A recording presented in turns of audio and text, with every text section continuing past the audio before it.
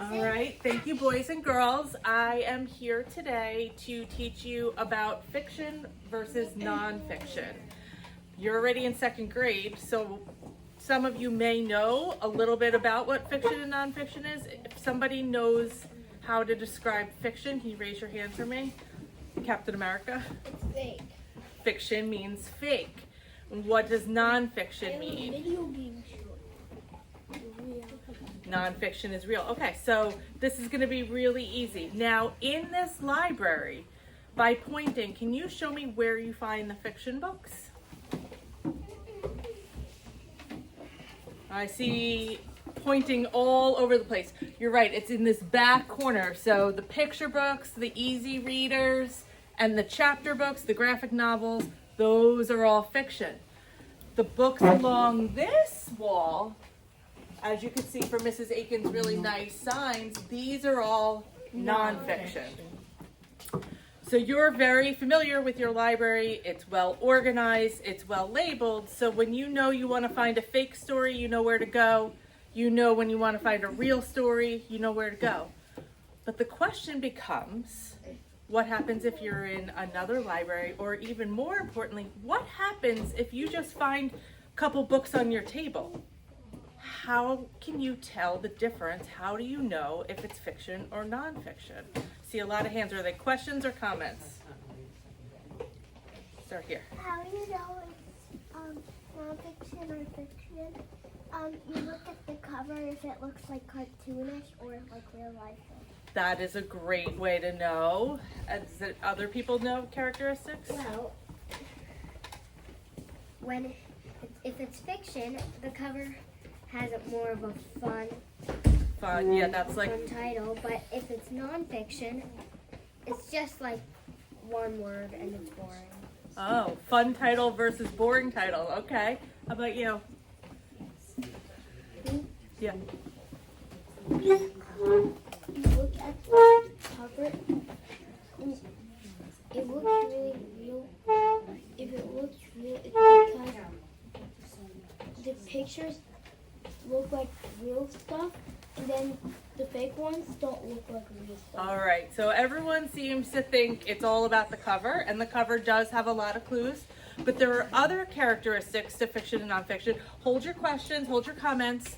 We'll go through the lesson, and then, you know, if I miss something that you wanted to add, we can add it in. So what I'm going to do is read you parts of two different books.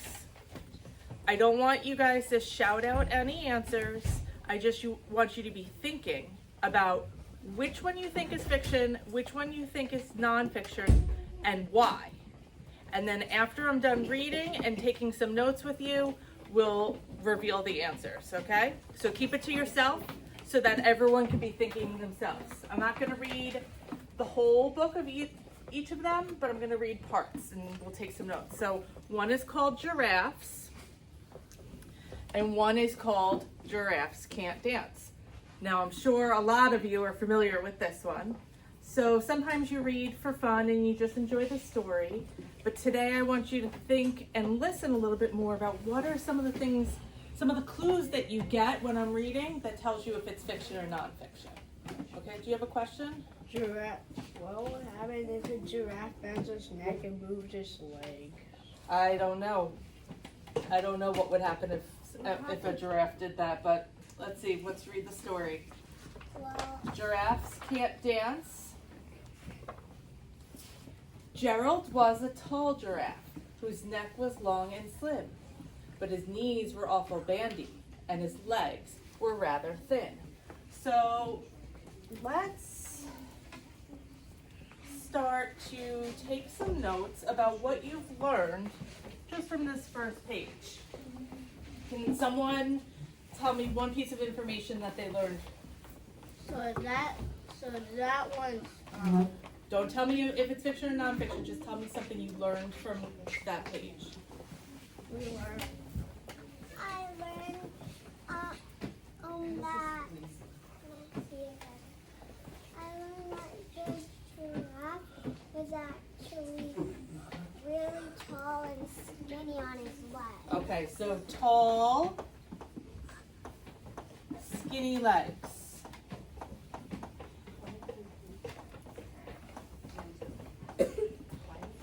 Did anyone else pick up any other information? The giraffe dances at the end of the day. Don't give away the story. His legs are sore. His legs are thin, right? Sore. Short? Sore. Sore? Sore. Okay. He was very good at standing still and munching shoots off trees. But when he tried to run around, he buckled at the knees. Now, every year in Africa, they hold the jungle dance, where every single animal turns up to skip and prance. And this year, when the day arrived, poor Gerald felt so sad because when it came to dancing, he was really very bad. What's some information we got from these pages? Yeah? Couldn't dance. And how did that make him feel? Sad. Okay. So this giraffe, who not only he has a name, Gerald, right? And he has feelings. Now, what about this jungle dance in Africa? Do we think that in Africa the animals have a thing called the jungle dance and all the animals get together and have a dance? No. So there's a good chance that that setting where the story is taking place is maybe not real, right? So these are all clues.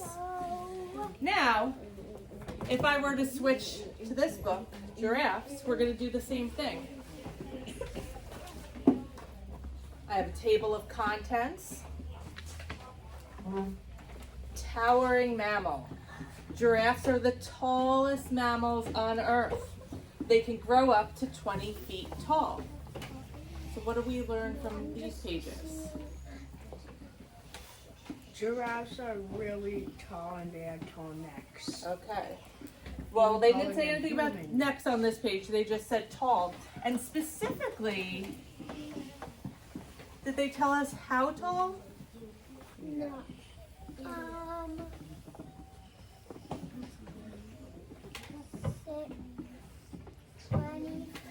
20 feet. So they give us specific facts. Both books taught us that giraffes are tall, but how they taught us was a little bit different. A giraffe's legs can be a towering 6 feet long. That is taller than most mammals. So you see on this picture, it's a photograph and it's they make a diagram or a chart. So they're showing the ratio or like how tall a person is versus how tall a giraffe is. Okay, so we have photos and like a chart. Versus in this book, was it photos or drawings? Drawings.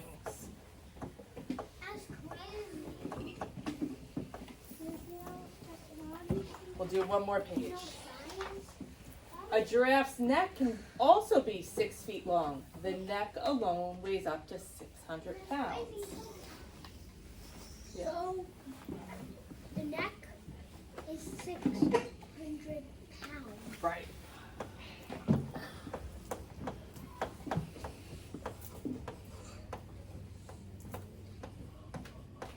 So again, giving us facts, information, whereas this maybe was more of a story. Yes. Okay, so based on the clues we did from a couple of pages of each, fiction or nonfiction? Fiction.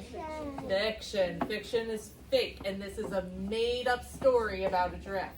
It's based in real things about giraffes, that they're tall, they have skinny legs, they have long necks, but the story itself is made up.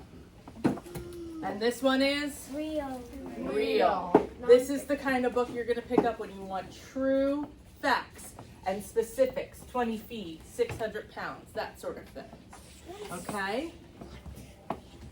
So, we go on, what you just helped me do, We play a game. we are going to do a little bit of a detective game. Thank you. Please.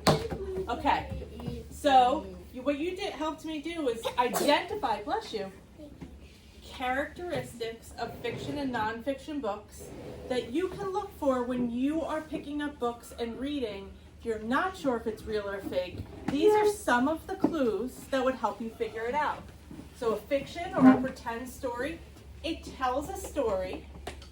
It often has illustrations. It has characters, right? It wasn't just a giraffe, it was Gerald the giraffe. He had a personality, he had feelings, we knew he felt sad. It takes place somewhere in a setting. So in this one we said it was the jungle dance in Africa. A nonfiction book or a real book, it gives information in the form of facts. It often has photographs versus illustrations. So sometimes you'll see things like labels if they're trying to do diagrams, like that giraffe and human picture I showed you. They might have captions describing what's going on in the picture. There's often a table of contents. Sometimes there's an appendix, like if you look in the back of this book. There's an index telling you how to look up certain facts if you're looking for just one thing. It has a glossary, a definition, or a dictionary of tough words. So there's more features in a nonfiction book. Do you have a question? You want to go to the nurse? Okay. Do you have a question? Can I go to the bathroom? No. Right now, after this class. Okay, so now someone asked me if we were going to play a game, right? Yeah, I did. We have a little bit of a game. You can consider it a game. I have here some mystery bags of books. Each bag contains one nonfiction book and one fiction book. And you guys are kind of going to be detectives and flip through them. So I want you, when you get them, to share with your table members, pass them around the table, flip through, look at the pages. You're not going to read the books, but maybe you read a page or a couple sentences, sort of like I did with the giraffe books.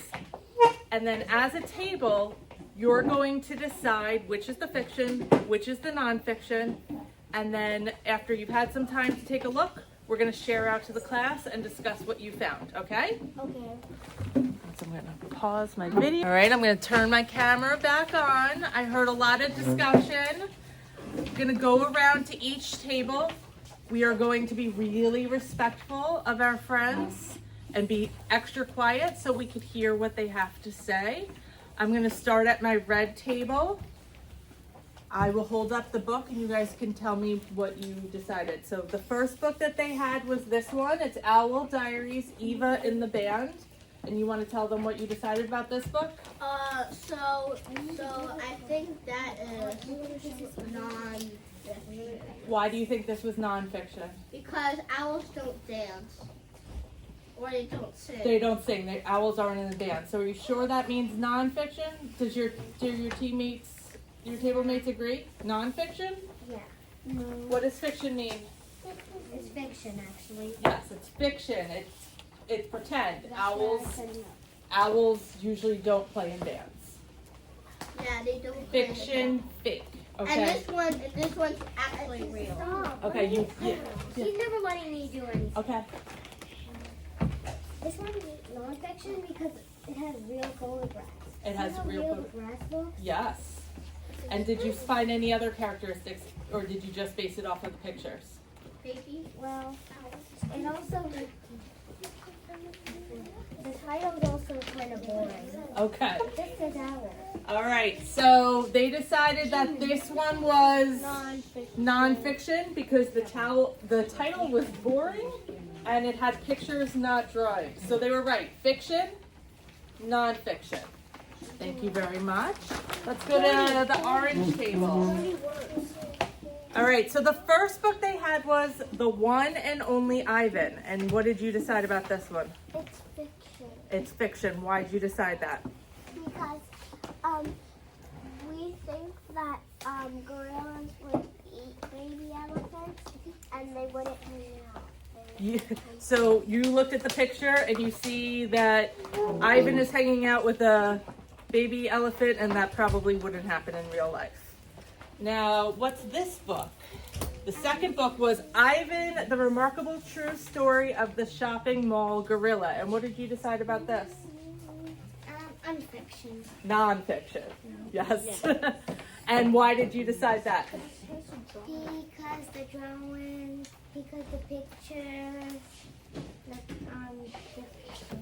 Okay, so this one does have drawings, but you're right that this one is nonfiction. And another clue would have been with that title. It wasn't a short, boring title, but it did say it's the Remarkable True Story. This was one of my trickier ones, especially because if you look at it, the author of these books are both the same. Catherine Applegate wrote both of these books. And it's because it is a true story about a gorilla who lived in a shopping mall. And she lived there for a while, and then people started to say gorillas really don't belong in shopping malls. And he was eventually rescued and put into a zoo. This one is her made-up story that goes with this one. So this is telling you the true story of Ivan, the gorilla who was in the mall.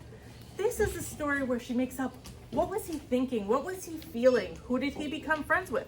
A baby elephant and a dog. And I think there's another animal along the way that he becomes friends with. And there's a baby gorilla. yes, so because there's the one and only Ivan, and then the one and only Bob, and the one and only Ruby. So she wrote a whole bunch of stories, but she made them up. This is the real one. So tried to trick you, but you guys got it. I want the one and only Ruby, yes. All right, let's go back here. My first book, I Survived the Battle of Gettysburg, 1863. Fiction or nonfiction?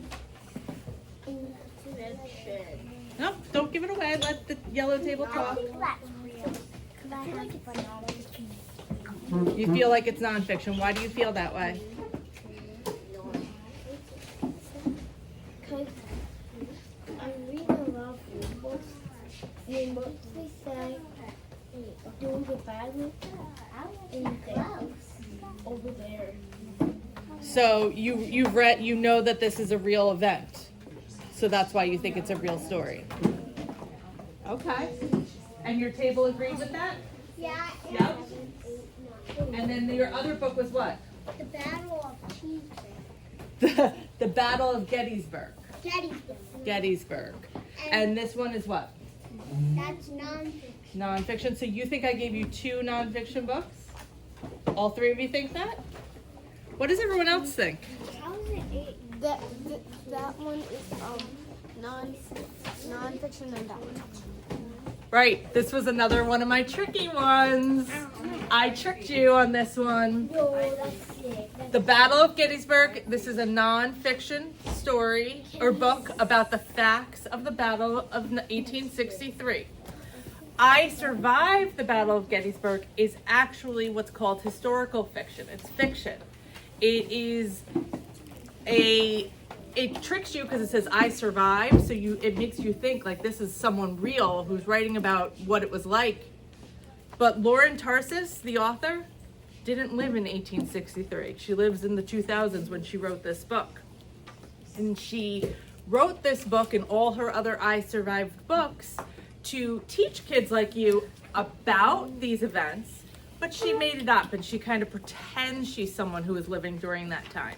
So you might get some information, you'd learn a little bit about the Battle of Gettysburg, but you'd have to verify some of the facts or at least know that the characters in this book are not real. And this is why being able to know the difference between fiction and nonfiction is important, because she made up some of the information in this book. Do you have a question? I have a whole bunch of those books, and they used to actually have mice and adults for no reason. Really? But they don't do that anymore? Okay.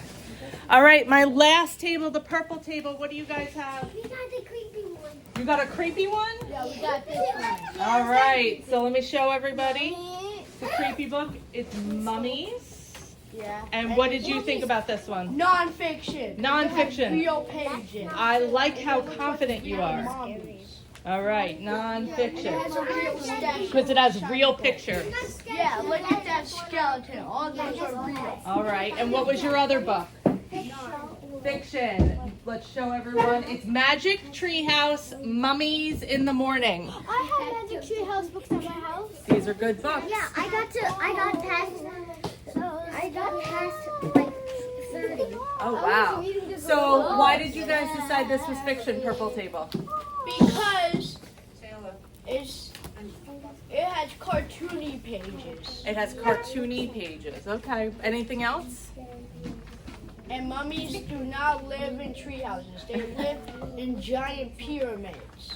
Those are very good reasons. What? Some parts in Egypt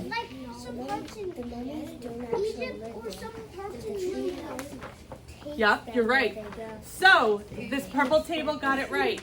Magic Treehouse is a series about a boy and a girl, Jack and Annie, who have a magic treehouse that transport them to all different places. They go see dinosaurs, they go see mummies, they go to the rainforest, they go to all kinds of places.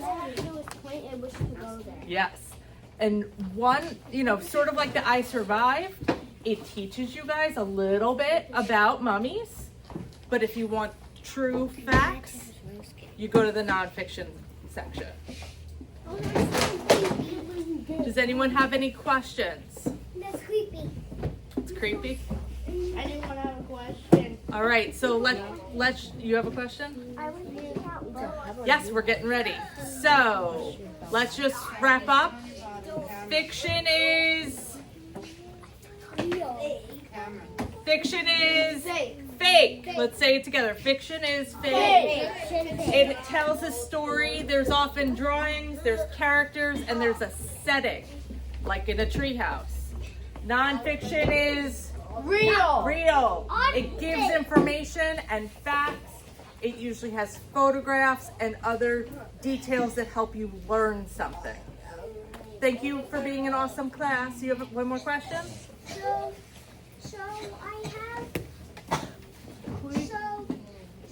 I have another word for real. Yeah, what is it? Unfake. Unfake? Okay.